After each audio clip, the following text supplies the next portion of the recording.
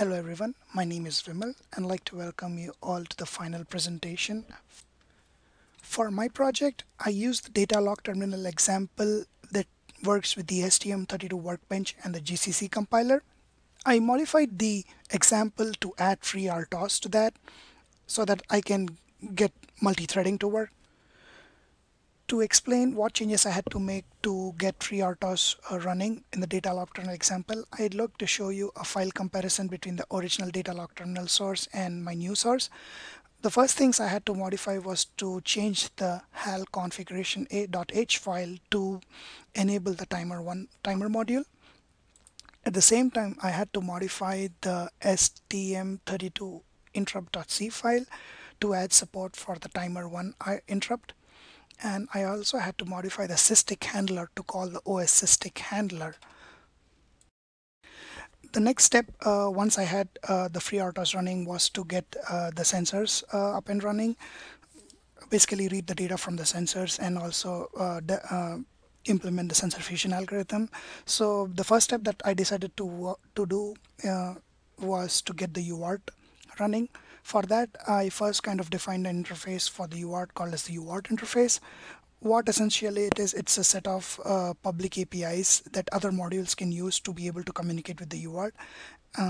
In my case, I have every module that I define a power up in it and a power down function. I don't have one for the power down here. Like power up is mainly used to set up stuff at the very beginning before we actually start using that module. Initialization can be a set of sequences that we should go through if we have to reinitialize a module or it's initting for the first time.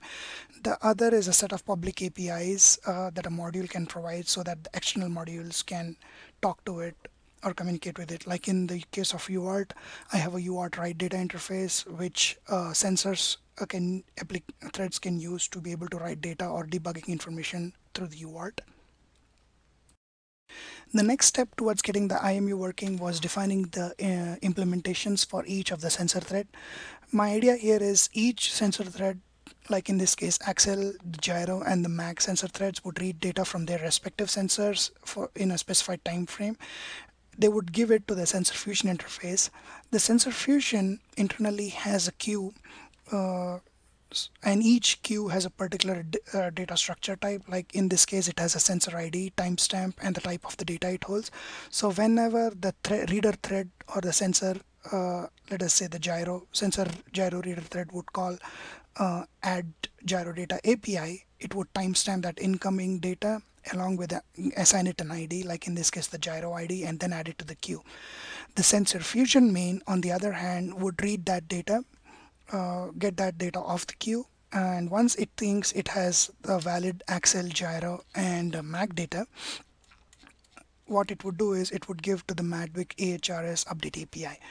Internally, the Madvik AHRS update API would compute the quaternion data and set that data in the sensor fusion API. So my idea is the sensor application would get that data or the quaternion data from the sensor fusion get quaternion data API.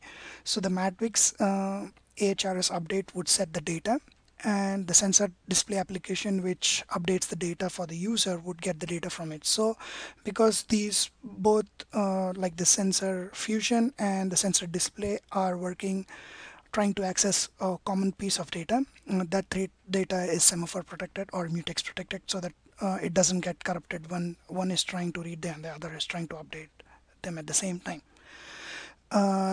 So apart from this, the main important things that I had to do to this project was add support for the Adafruit LCD driver.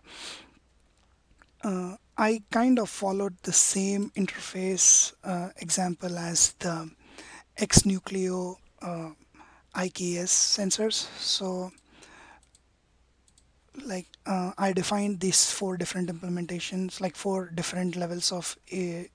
So my high level driver would provide APIs to be able to init the display, de-init the display, enable and disable the display, and also fill a rectangle, fill a screen with particular color, set a pixel, draw a vertical line, and draw a horizontal line.